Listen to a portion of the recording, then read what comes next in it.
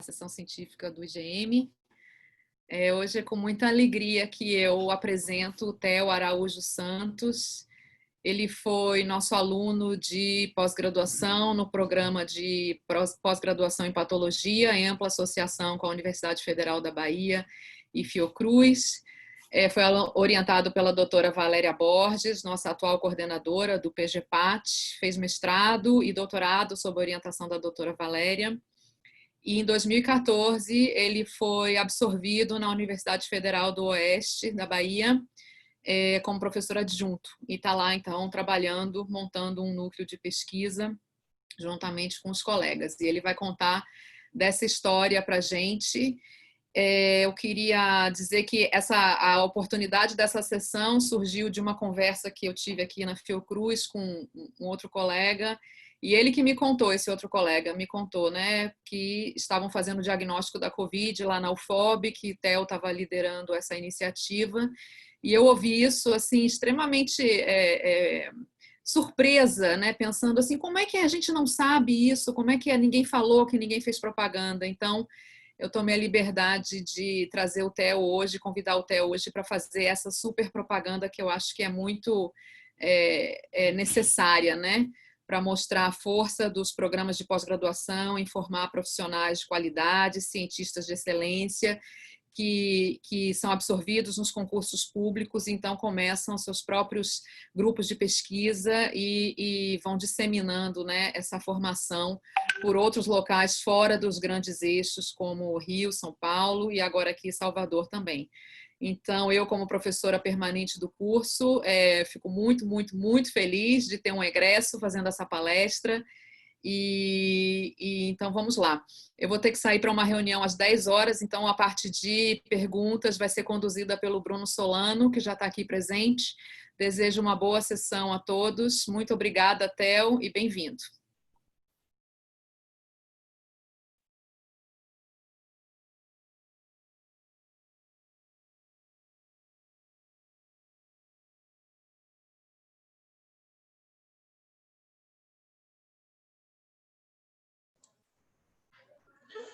Bom dia a todos e a todas, né? Queria agradecer a Camila pelo convite, né? Vou compartilhar aqui a minha tela.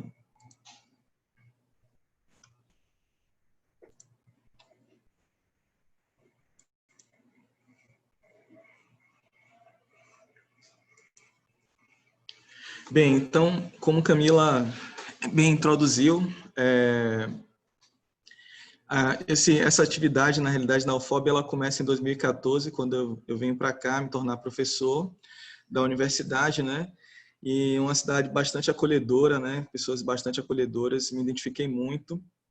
E desde então a gente vem trabalhando, né, para implementar, né, técnicas de biologia celular e molecular aqui na região, né? Essa não foi a nossa primeira iniciativa, na realidade a gente começa lá em 2015, quando a gente faz um primeiro curso de bioinformática e evolução molecular, né? Participaram desse curso, então, o Arthur, né, que é da Fiocruz, grande parceiro, né, o Zuculoto, professores, então. E aí a gente vem desde então tentando implementar essas ações na região oeste. Barreiras é uma cidade que fica a 1.000 quilômetros quase de Salvador, né? Fica a 800 quilômetros de Brasília. Então, os centros universitários mais próximos estão num perímetro aí de 1.200 quilômetros, né? E a UFOB, então, ela desempenha esse papel, a Universidade Federal do Oeste da Bahia, ela desenvolve, então, esse papel aí essencial na difusão do conhecimento, né, científico, né? E a gente vem buscando, então, trazer também esse conhecimento científico de qualidade. E a gente teve, então, esse desafio recente, né, que é o desafio de realizar diagnóstico molecular numa região remota, né, do estado e do país, né, e em tempos de crise, né, que a gente sabe, então, que a gente vive em crise de financiamento à pesquisa, isso torna o desafio ainda maior. Tá? Então, eu vou falar um pouquinho sobre essa história, né, e o que a gente pensa, então, para o futuro diagnóstico molecular para a região oeste da Bahia. Né? Em 2016, né, com a chegada de outros professores, a gente conseguiu fundar um grupo de pesquisa chamado Núcleo de Estudos de Agentes Infecciosos e Vetores, né? Então, ingressaram outros professores na universidade, recém-implantada, e nós montamos esse grupo de pesquisa pela afinidade com o tema de estudos de agentes infecciosos e vetores, lá em 2006. Cadastramos esse grupo no CNPq e começamos, então, a partir daí, né, a conquistar alguns fomentos de pesquisa, tanto agências de pesquisa como o CNPq, como o FAPESB, né, e juntos nós, com essas iniciativas de pesquisa, conseguimos montar, então, o nosso primeiro laboratório de pesquisa da Universidade Federal do Oeste da Bahia. Existem outros laboratórios, infraestruturas didáticas, né? Esse foi, então, o primeiro laboratório de pesquisa dedicado à pesquisa mesmo, né? E nós apelidamos, então, denominamos esse laboratório de agentes infecciosos e vetores. Em 2018, né, nós conseguimos equipá-lo, né, montar uma infraestrutura com a verba de pesquisa que havíamos conquistado, né? Nós recebemos uma sala vazia, né, da universidade, um espaço, né? E em 2019 chegaram equipamentos que haviam sido solicitados em 2014 via uma verba FINEP, né? Então, a primeira coisa que eu fiz ao chegar na universidade foi tentar captar recursos, né, e para conseguir trazer, né, equipamentos que dessem condições para que a gente conseguisse responder a perguntas científicas relevantes. Então, em 2014, tinha uma chamada FINEP, CT Infra, e um dos equipamentos, obviamente, que poderiam trazer uma grande quantidade de respostas seria o leitor multimodo e um PCR em tempo real, né? Essa verba ela foi aprovada nesse edital de 2014, mas ela só foi liberada para empenho, né, no ano passado, em 2019, foi quando esses equipamentos chegaram, né? Um outro desafio que a gente teve nesse período, né, de 6 anos que se passaram, foi formar pessoas, equipes, né, qualificadas, e isso só pode acontecer num nível de pós-graduação. Então, um grande desafio que nós tivemos foi abrir um programa de pós-graduação, uma vez que os docentes da UFOB eram todos docentes jovens, né, jovens pesquisadores, concluintes, né, do doutorado. Então, a CAPES ela tem uma restrição muito grande aos jovens pesquisadores na abertura de novos programas de pós-graduação. Mas também no ano passado, em 2019, a gente conseguiu, né, abrir o primeiro programa de pós-graduação de saúde na região oeste, né, que foi o programa de pós-graduação de patologia investigativa, né? Então, aquele núcleo, né, está apontado de setinhas aí, o grupo de pesquisa, o núcleo de estudos de agentes infecciosos e vetores, também compõe boa parte do colegiado do programa de pós-graduação em patologia investigativa. Talvez seja um dos poucos grupos de pesquisa que também sejam um grupo de professores do mesmo laboratório e também seja um grupo de professores presentes no colegiado de um programa de pós-graduação. Então, nós conseguimos montar esse programa de pós-graduação de patologia investigativa, né, com esses professores do grupo de pesquisa, mas também com outros professores excelentes, extremamente qualificados da nossa universidade, né?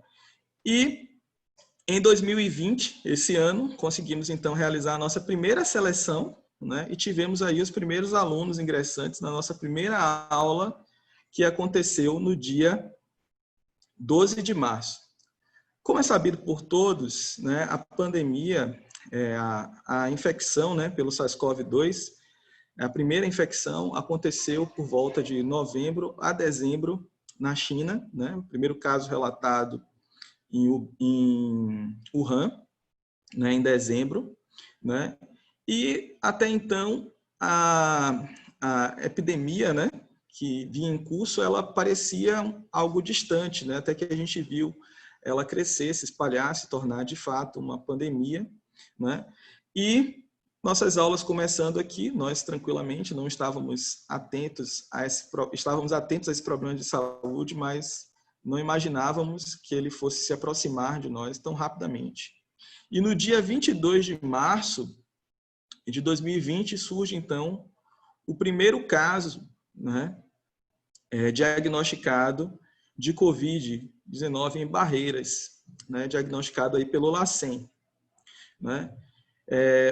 Um pouco antes disso, né, nós já tínhamos ligado nosso alerta, porque já tínhamos outros casos registrados no Brasil, né, e sabíamos que em algum momento isso iria nos atingir, né, a doença iria chegar a Barreiras.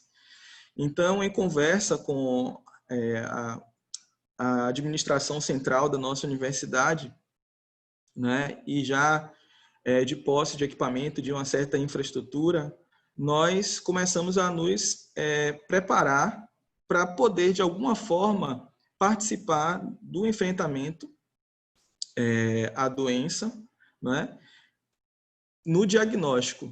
Né? Uma das iniciativas seria o diagnóstico.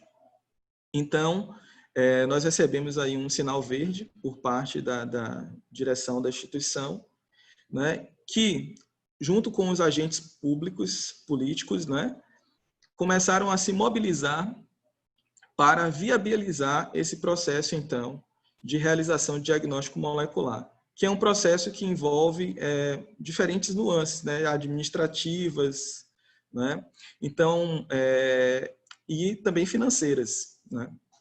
Então, nós não tínhamos recursos, por exemplo, disponíveis para, de uma hora para outra, implementar um diagnóstico molecular. E aí nós recebemos um apoio dos agricultores da região, né? Os agricultores produtores de algodão da região, eles são bem organizados, eles possuem uma associação, que é a ABAPA, e a AIBA, né, dos agricultores irrigantes, e eles nos fizeram um aporte, então, inicial para que nós fizéssemos uma adaptação em nossas estruturas e implementássemos um laboratório capaz de receber amostras sem oferecer risco, né, num nível NB2, né, um nível de segurança, de biossegurança 2. Né? Então, de posse desse apoio, né, apoio político das secretarias de saúde, né, e de um aporte financeiro inicial, nós passamos, então, a planejar como, né, o LAIV ele poderia expandir as suas ações, né, se transformando em um laboratório, né, se transformando em uma unidade de saúde. Né. Então, nós começamos a planejar como é que seria esse laboratório, né, e tínhamos alguns desafios, além do recurso financeiro, né, que nos foi aportado, que era conseguir comprar os insumos necessários para realizar o diagnóstico, no momento em que diferentes laboratórios do mundo estavam procurando por esses mesmos insumos. Então, quais testes realizar, né?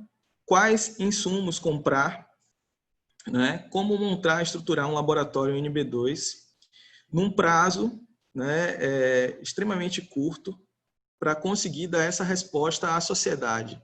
Né? Esse era o grande desafio naquele momento. Então, nós idealizamos um laboratório NB2, né? E, aos poucos, com auxílio, então, financeiro, né, dos agricultores, que deram um aporte inicial por meio de um acordo de cooperação técnica que foi celebrado também muito rapidamente com a universidade, conseguimos um aporte de em torno de R$400 mil, que foi utilizado para adaptar estruturas que já existiam na universidade, né, para um laboratório de nível de segurança B2. Né, está aqui no desenho. Né? Então, esse laboratório ele foi sendo estruturado, os equipamentos foram chegando, né? A gente recebeu apoio também da CESAB, né, que em determinado momento transportou parte desses reagentes via avião, né, da CESAB. Os exames que eram realizados aqui, as amostras, elas iam todo dia para Salvador, né, e algumas vezes iam de avião, né, então essa logística era bem complicada, né, e esses reagentes foram chegando. E do dia 22 de março, quando a gente começou a pensar nisso, né, até a execução, compra de todos os equipamentos e insumos, no dia 12 de maio, né, após a nossa certificação municipal e estadual nós começamos então as atividades de diagnóstico, né? Então foi um trabalho conjunto, obviamente não foi um trabalho dos 5 professores que estão mais envolvidos diretamente com essa atividade, mas foi um trabalho também que exigiu uma participação de agentes políticos, né?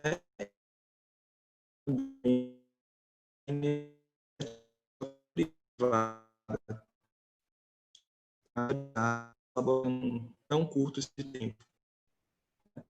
Então, pode dos equipamentos, né, da estrutura, né? Nós começamos a novidade. Nilson, de máscara, né? Mas o professor Jonício, ele teve já até a certificação. E acompanha que, estando numa universidade, a gente não pode pensar em prestar um serviço sem que esse serviço esteja atrelado à pesquisa científica, à geração de resultados, né, que possam beneficiar a sociedade. Então, paralelo a esse processo de compra e aquisição de insumos e estruturação do laboratório, nós também começamos um processo de escrita, né, planejamento de pesquisa científica, uma pesquisa multidisciplinar, onde a gente pudesse abrigar, né, diferentes aspectos relacionados aos mecanismos de patogenicidade da SARS-CoV, do vírus, né, SARS-CoV, assim como também aspectos da imunopatogênese, né, da doença em si, da Covid-19. Né? Então, a gente submeteu, né, em abril ainda, um projeto para a CONEP, onde nós vislumbramos a criação de um biorepositório com as amostras, né, que nós receberíamos então para o diagnóstico, bem como também, né, para o armazenamento de sangue e plasma de pacientes que aceitassem participar da pesquisa por meio da assinatura de termo de consentimento livre esclarecido. Então, nós, paralelo a esse processo de montagem do laboratório e certificação, nós também enviamos um projeto de pesquisa para ser aprovado no Comitê de Ética, né, e começar as nossas atividades. Então, quando a gente fala de diagnóstico molecular, a gente tem que pensar nas etapas, né? Óbvio que nós não pensamos sozinhos, né, nessas etapas.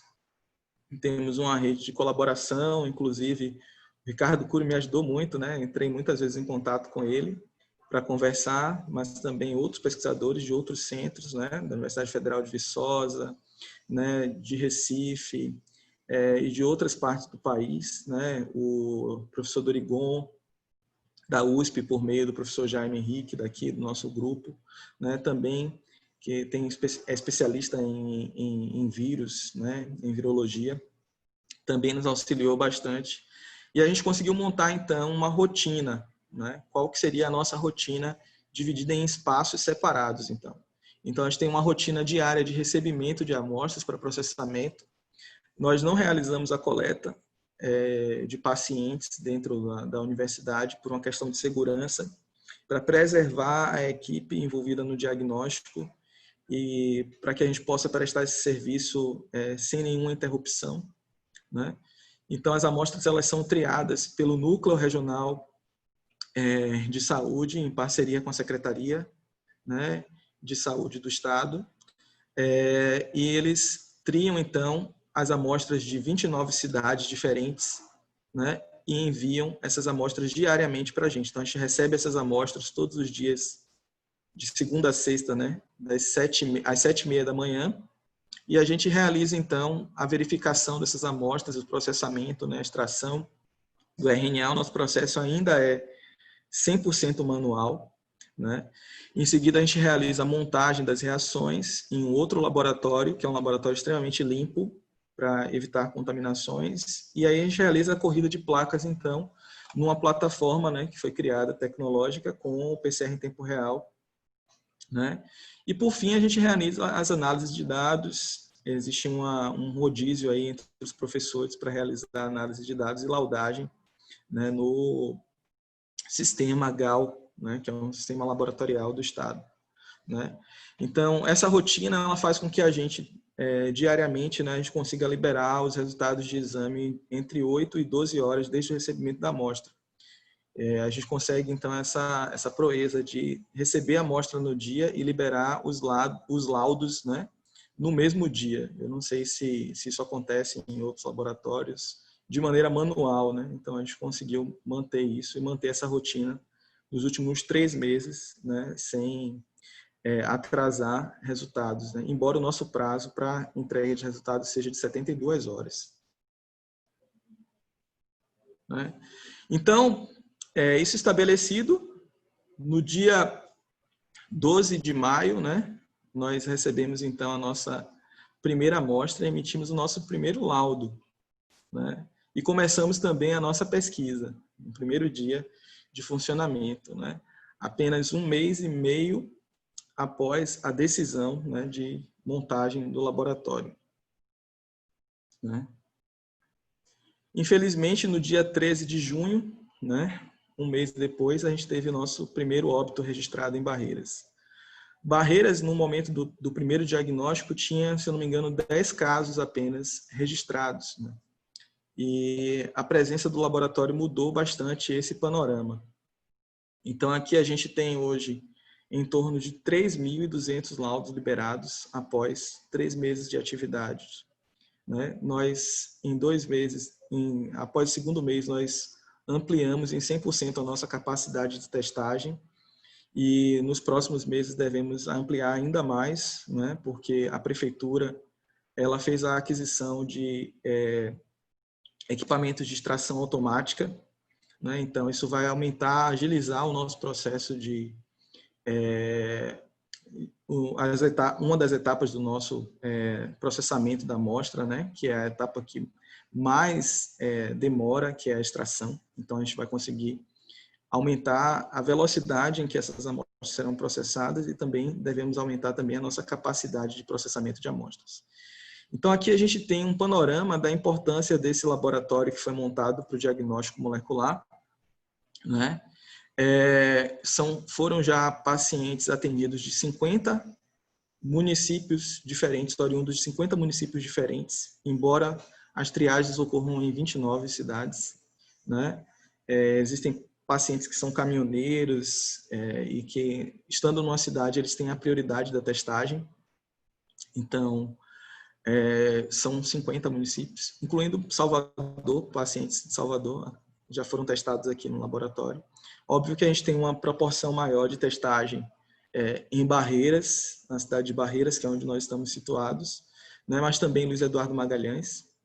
Não é? Aqui é uma ideia, na realidade, de onde nós estamos. Né? Isso é um olhar para o passado. Né? São a porcentagem de testagens positivas por semana. Né? Então, a gente começa com uma taxa de 20% de testagens positivas, isso não é o ideal. O recomendado pela Organização Mundial de Saúde é que a gente tenha uma baixa percentagem de testagem positiva, o que significa que está sendo realizado mais testes, né?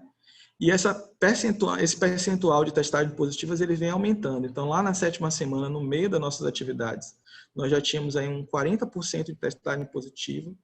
E nos últimos dias, que eu não consegui plotar todos os dias para essa apresentação, a gente chegou a ter dias com uma testagem de 67% dos testes realizados positivos, né?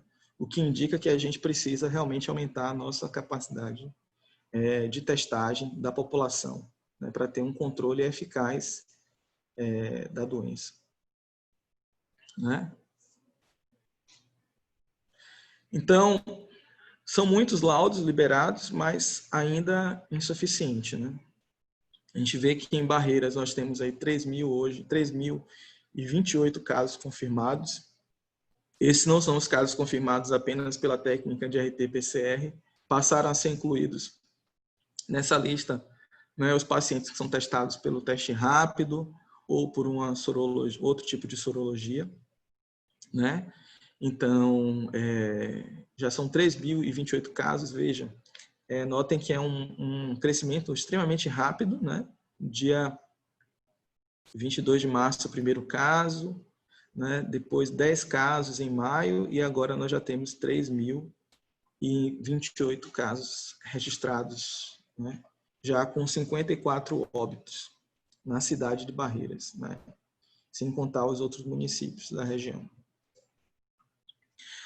Nesse período, né, inicial, como eu falei, eu entrei em contato com vários pesquisadores, inclusive com o professor Barral, né, agradeço muito ao professor Barral por ter oportunizado também o contato, né, com diferentes pesquisadores na rede Covida, né, e uma das coisas que a gente discutiu bastante foi qual a finalidade da testagem, né, e uma das finalidades da testagem é proteger as equipes de saúde, né? Se não uma das finalidades primordiais, proteger as equipes de saúde. Né? E a gente tem feito isso, a gente tem testado as equipes de saúde locais, né? Sempre que há sintomatologia, no primeiro momento a gente testava mesmo os assintomáticos, e isso possibilitava então que os profissionais assintomáticos, mas que tivessem uma testagem positiva, fossem afastados, né, das suas atividades e dessa forma impedindo ou minorando, né, a capacidade de contágio, né, desses profissionais de saúde, protegendo assim então as equipes de saúde e as unidades de saúde, né? Então a gente tem feito isso, né, principalmente em Barreiras, né? No primeiro momento, como havia uma demanda de testagem menor, a gente conseguia fazer mais. Hoje já com uma demanda muito alta de testagem, né? Infelizmente, a gente só consegue testar aqueles profissionais que estão sintomáticos, né? E a gente participou, então, aí da confecção desse manual, né? Uma das limitações do diagnóstico, que é algo que a gente precisa se debruçar um pouco e discutir, é sobre a sensibilidade e especificidade do teste, né? Do teste molecular. Existem alguns trabalhos já que começam a verificar isso, né? E os testes utilizando o alvo N, por exemplo, a gente vê nessa revisão recente que foi publicada, que não foi determinada ainda, né, a sensibilidade e especificidade do teste, né? Então, existem as recomendações do CDC, mas essas recomendações também vêm passando por constantes revisões. E a gente tem, na rotina do diagnóstico, se debruçado um pouco, então, sobre essas questões de sensibilidade e especificidade do teste e a avaliação, então, sobre o CT, né, os CTs recomendados, se eles realmente indicam a positividade e negatividade das amostras.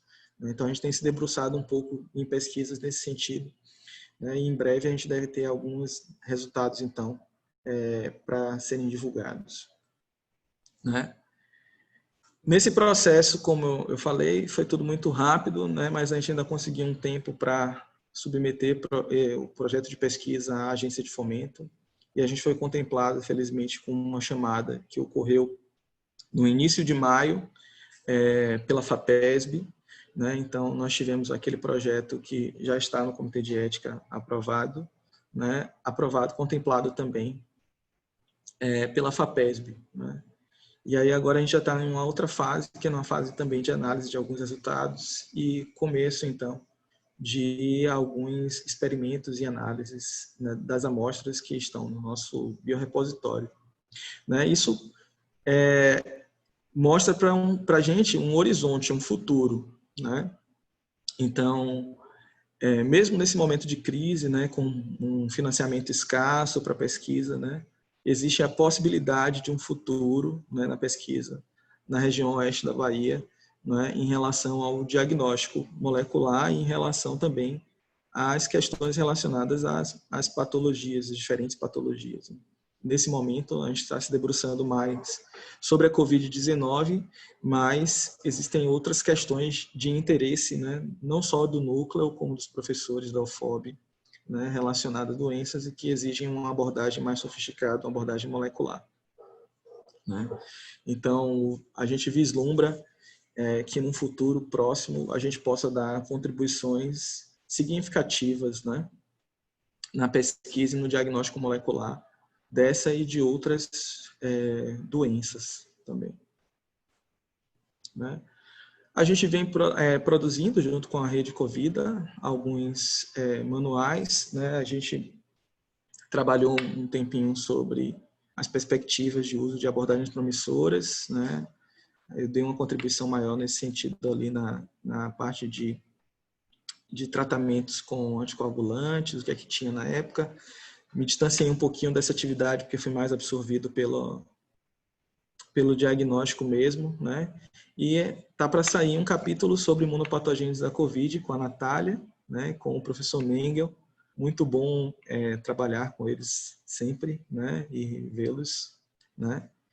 E é isso, né? Então, como eu falei anteriormente, né? Esse trabalho, obviamente, a gente vem tentando catalisar, né?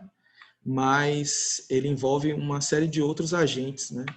Então, a gente tem aqui, principalmente no NAIV, né? O professor Jonilson, a professora Larissa, o professor Rafael, a Mary Ellen Fabres, o professor Jaime Henrique, né? Que hoje é o responsável técnico do laboratório, ele é biomédico, e também foi um conselho de biomedicina, ele foi muito proativo no sentido de liberar a certificação rapidamente do laboratório, né? Pelo conselho.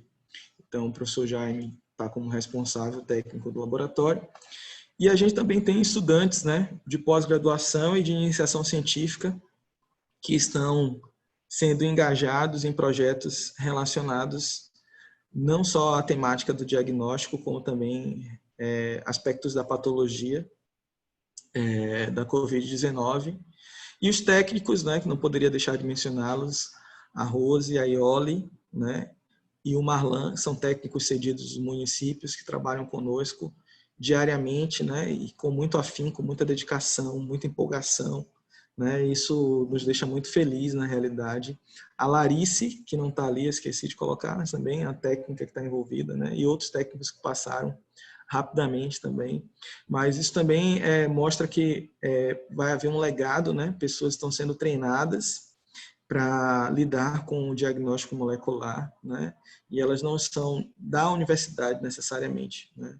Eu acho que esse é um objetivo de médio e longo prazo, formar, mas principalmente formar por meio dos programas de pós-graduação e de graduação da universidade, né? Pessoas qualificadas para dar essa contribuição à sociedade e interiorizar de fato a ciência, né?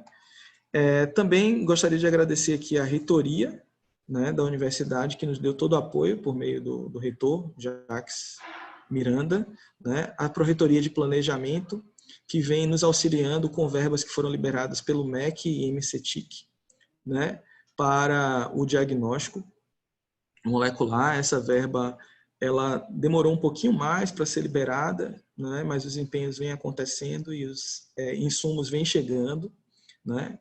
As secretarias de vigilância epidemiológica de Barreiras e da região, a pessoa da Edelza, principalmente da Oralice, que são pessoas que fazem esse meio campo das amostras dos municípios com a universidade, né? A Suzete, né, que faz então esse papel junto à Secretaria de Saúde, né?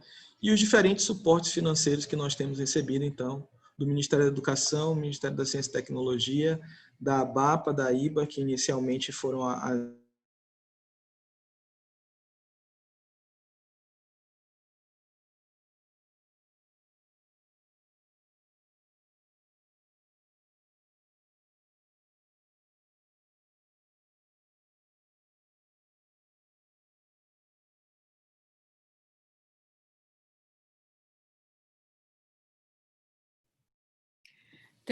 Theo, espera um pouquinho, Theo. Espera que o seu microfone ficou mudo. Volta um pouco.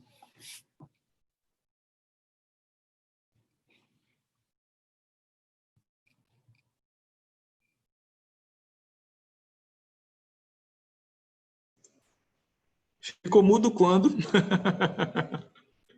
Mais ou menos isso aí. Mudo no próximo Aqui? slide. Próximo slide. Aqui? No próximo. No próximo aqui? Aí, pronto. Começa daí. Aqui? Ah, tá. Então eu só estava finalizando, né, dizendo que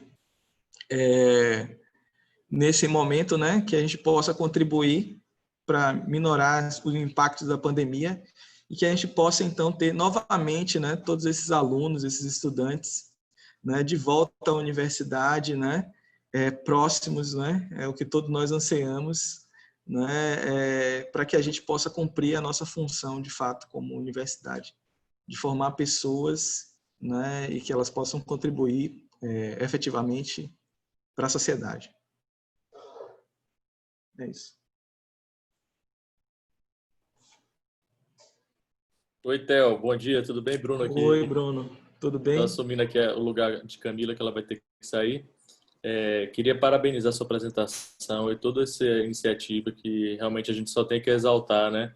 Eu acompanhei e participei de iniciativas aí de diagnóstico no São Rafael e no IGM, e quanto foi necessário resiliência para poder isso se tornar uma realidade. Imagino mais ainda no contexto em que a logística é mais complicada, né, e que a gente tem várias dificuldades, como foi posto aí por você. Então eu queria exaltar mesmo. Tem vários comentários aqui lhe parabenizando, de Miter Maia, sua Ori, Valéria, que escreveu aqui, muito feliz e orgulhosa de vê-lo contribuindo como pesquisador e professor da UFOB para o desenvolvimento da pesquisa e ensino no oeste da Bahia. E eu queria fazer a primeira pergunta, assim, como é que está a sua capacidade de testagem hoje? E assim, nesse momento que a gente está vendo, você está vendo percentuais mais altos, né? A doença está realmente interiorizando. E se vocês pensam em trabalhar com testagem em pool, se isso é uma possibilidade, eu queria fazer primeiro essa pergunta, depois eu vou ler do pessoal. A gente tem avaliado algumas possibilidades, né? A gente hoje faz 60 testes por dia, né? São 300 testes por semana. É insuficiente, né? Mas a gente pode aumentar um pouco mais essa capacidade com alguns kits multiplex, né? Que a gente adquiriu, né? Então, isso aumenta a capacidade por placa. A gente só tem um equipamento de PCR em tempo real, né? Então, aí já aumentaria em mais 50% a capacidade, né? De testagem por dia, Legal. no mínimo, né? No mínimo 50%. A gente avaliou também a possibilidade de não realizar extração, né? Que tem alguns trabalhos mostrando que o PCR direto na amostra, ele pode, né, dar positivo, né, e tem sensibilidade com alguns kits, né? Só que não funciona muito bem, então a gente não considera ainda isso uma possibilidade. Mas seria também algo que aceleraria o processo de testagem. E tem também a capacidade, a aumentar a capacidade por meio do extrator automático, né? O extrator automático foi adquirido e os insumos para a extração automática também foram adquiridos. Então, é uma outra possibilidade. Isso somado ao multiplex, né, pode aumentar a nossa capacidade muito, assim, por dia. Legal. O Léo tá aqui, Leonardo Farias está perguntando se, além dos gargalos na obtenção de insumos, se vocês também encontraram outras dificuldades para recrutar as equipes, funcionários técnicos, treinar todo mundo. Pode comentar, por favor? Sim, a gente tem grande dificuldade nesse sentido, né? Porque a gente não tem equipes treinadas. Como eu falei, a gente estava começando um programa de pós-graduação, né? Quando fomos literalmente atingidos pela pandemia, né? E a nossa equipe são essa equipe que eu mostrei, né? Uma equipe enxuta, pequena, né? Que a gente está tentando ampliar, mas a gente sabe que o treinamento não é simples para a biologia molecular. Ele demanda tempo, então a gente tem que ir aproximando as pessoas e inserindo elas na rotina, né? Para que elas aprendam, né, de fato. Então, as técnicas, por exemplo, cedidas do município, né? Inicialmente elas acompanhavam, auxiliavam no processo de extração. Então hoje elas já conseguem fazer boa parte do processo de extração, né, com mais autonomia, né? Então a ideia é que no futuro, obviamente, a gente conseguindo ter a adesão de mais pessoas ao processo diagnóstico, né, esse diagnóstico ele vai ganhando cada vez mais vida própria, né? Uma limitação que a gente tem também é da laudagem, né? Que se você realiza 3.000 exames por dia, você tem que laudar 3.000 exames também. Então, é uma limitação grande essa limitação da laudagem, né? Mas a gente vai estar tentando trabalhar também nesse sentido, né? Ótimo. A Patrícia Vera está perguntando, está aqui lhe parabenizando, excelente trabalho, competente, vencendo as dificuldades, produzindo ciência de altíssima qualidade. E ela pergunta qual é o número de testes por 100 mil habitantes. O número de testes por 100 mil habitantes, Barreiras hoje, ele está realizando, foram 1.000 testes, né? Foram 1.000, não, 750 testes para 100 mil habitantes, né? Barreiras, realizados no período total, né?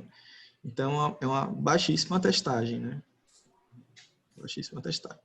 Só lembrando que a testagem ela não ocorre apenas pela universidade, como eu mencionei. Então, existem os testes imunológicos que são aplicados e também tem a testagem feita pelo LACEN, né? Então, quando existe uma fila muito grande, um gargalo muito grande, então as amostras elas são direcionadas de um ou outro município para o LACEN, né? O LACEN que é o nosso parceiro aí nesse momento. Certo. E a professora Marilda está perguntando aqui, você poderia comentar sobre estratégias de vigilância epidemiológica e identificação de contactantes na região? Como é que vocês têm trabalhado com isso? Né? Essa é uma parte feita pela secretaria, né? A gente faz algumas reuniões, conversa com eles, né? Dá algumas orientações, mas a secretaria, o núcleo, na realidade, regional de saúde, eles que fazem esse trabalho epidemiológico. Então, sempre que tem um óbito, né? Normalmente a família é testada, ou quando tem um caso, né? Positivo, a família é testada. Né? Então, tem essa equipe de epidemiologia, é uma equipe independente. Na universidade, nós realizamos as testagens, né? Nós não temos um poder sobre quem vai ser testado, a gente dá orientações. Como eu falei, quando a gente produziu lá em abril aquele documento sobre proteção das equipes de saúde, na Rede Cuida, né? Então, eu disponibilizei para os secretários e tentei orientá-los, né, nesse sentido. Né? Mas aí é uma decisão de cada secretaria. Eu queria passar a palavra agora para Mittermeier, está com a mão levantada. O microfone já está aberto, né, Mitter? Eu agradeço a oportunidade. Que bom que o tempo permitiu fazer uma manifestação. Primeiro, parabenizar a TEL e a equipe, e aí os parabéns já é uma competência dentro de uma universidade.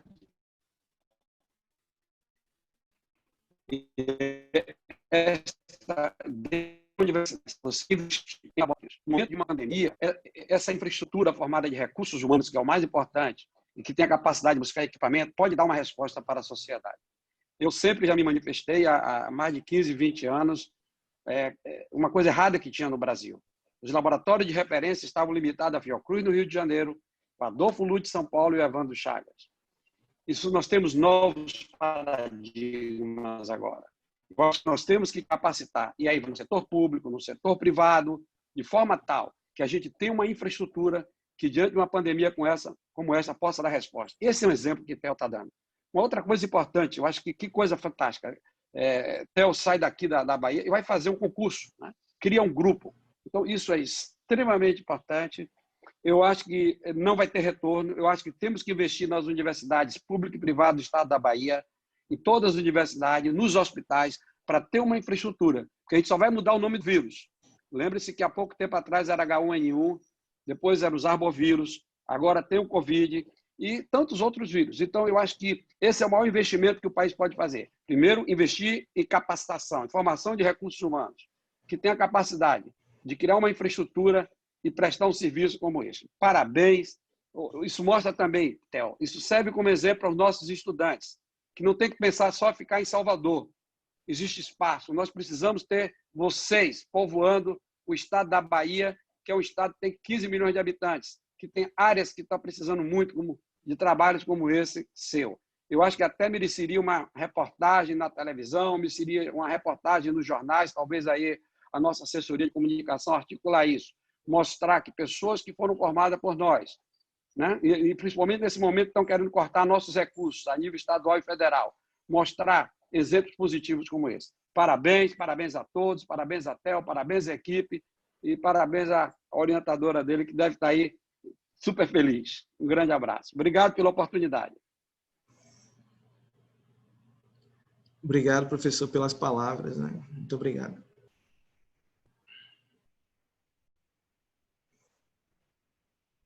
Bruno está mudo.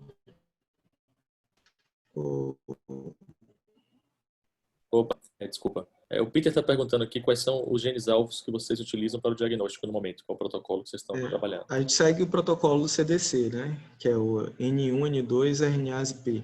né? A gente testou o protocolo Berlim, a gente comprou um lote de primers da EDT, mas na nossa padronização isso não funcionou muito bem.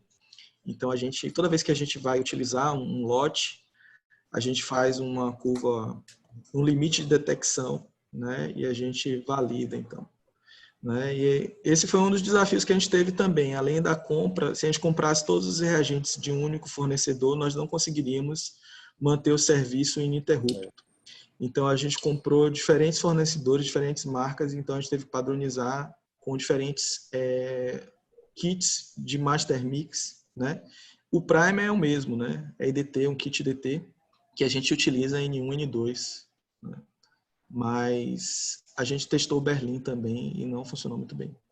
Mas eu imagino que é mais um desafio, né? Porque você, a cada momento, a gente passou por isso também, mudanças de kit o tempo inteiro, porque tem uma dificuldade de fornecimento, né? E a cada momento que chega um kit, você tem que revalidar, retreinar a equipe, né? Um desafio a mais aí.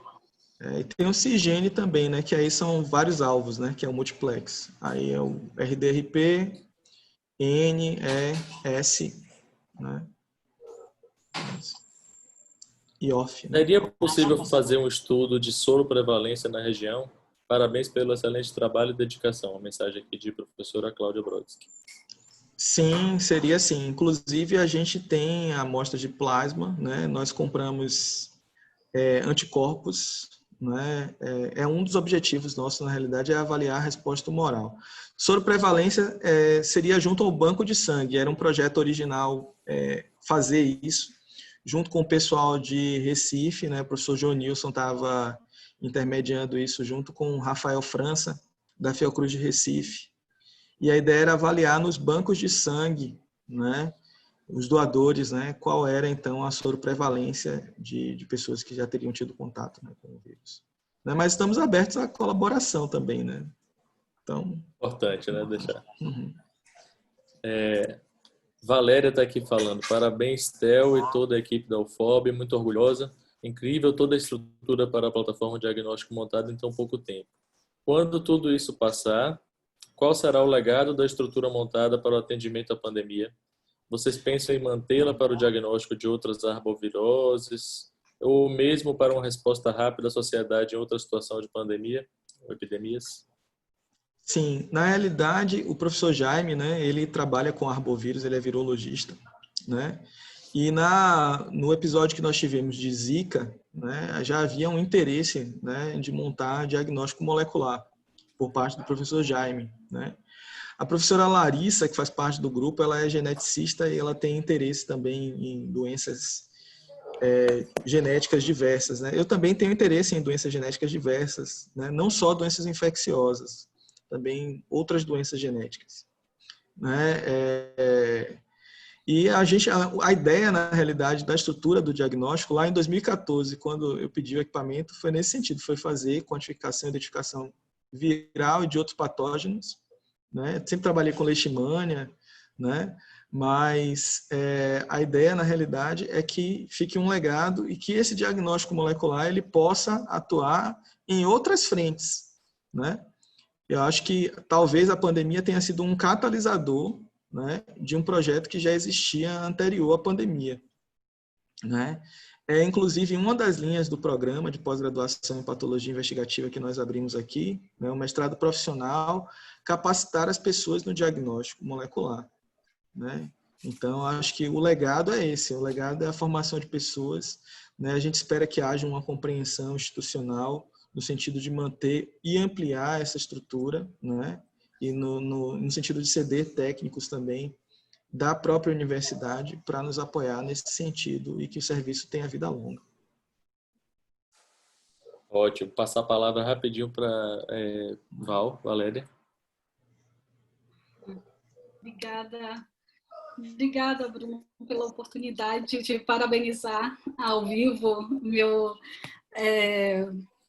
o Theo, que eu tive o privilégio de participar da formação, então para mim é realmente um orgulho estar vendo ele cumprindo, não é, o papel dele como professor e pesquisador e montando toda essa estrutura. Inclusive, esta foto que ele projetou foi o segundo encontro que eu tive a oportunidade de conhecer lá em Barreiras o campus UFOB e o embrião do NAIV nessa segunda visita, a estrutura já parcialmente montada, e ver que a equipe de jovens pesquisadores, com Theo, João Nilson, Jaime, Larissa, todos esses que compõem o grupo NAIV, e realmente eles vão fazer a diferença, né? Foi dado todo também um apoio, e muito feliz deles terem conseguido, depois de muita luta de Theo, implementar o programa de mestrado que ele citou em patologia, né? Também na Medicina 2, então acompanhei todo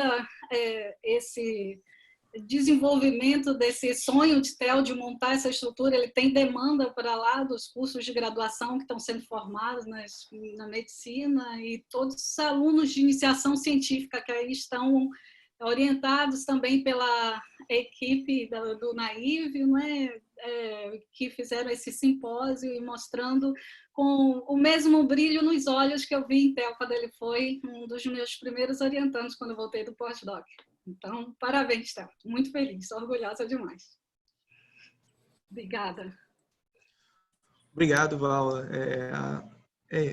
Eu não tenho nem palavras, né, para agradecer assim, a Valéria, né, por tudo que ela fez por mim na minha formação, né, pelo incentivo, pela excelente orientadora que ela é, pela pessoa maravilhosa que ela é também, em todos os sentidos, né, e por sempre acreditar na realidade, no potencial, né, dos seus estudantes, né. Acho que é isso. Não tem... Okay. Tem mais uma pergunta de Mittermeier, ele está, na verdade, chamando a atenção sobre o diagnóstico de Chagas, que, assim, que essa estrutura possa se manter, talvez, para colaborar para o diagnóstico de Chagas congênita, manter uma vigilância molecular em doença de Chagas. Vocês já pensaram sobre isso também? Sim, nós temos um professor no núcleo de estudo, que é o professor Luiz. Ele não está envolvido diretamente com o diagnóstico da COVID, mas ele tem um projeto aprovado pela FAPESP para o desenvolvimento de um teste rápido para a identificação de barbeiros infectados. É bem interessante esse projeto, né? E sim, é um objetivo nosso, como eu falei, né? Expandir a nossa capacidade para diagnóstico de outras doenças, né?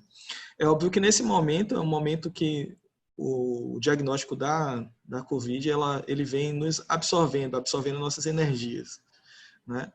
Mas é uma intenção, né, do grupo, né, obviamente, expandir para outras frentes, né?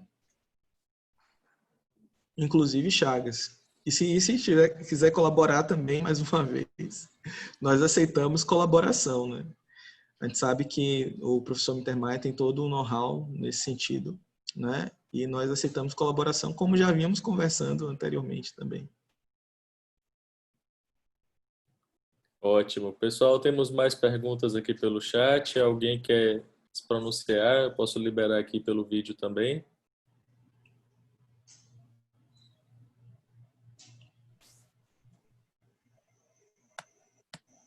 Se quiserem falar, pode levantar a mãozinha aí que a gente passa a palavra.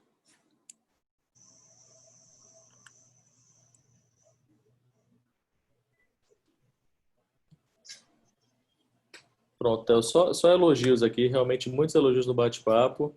A gente não vai conseguir ler todos, mas estão aí disponíveis para você, e realmente ressaltar e exaltar todo esse trabalho que foi feito. E mais uma vez, e agradecer a sua participação, acho que foi muito inspiradora, né, para nós todos, e muito gratificante também escutar. Tá ok. Eu que agradeço a oportunidade sempre, né? E vamos seguindo aí juntos. Obrigado. Tchau, tchau. Tchau.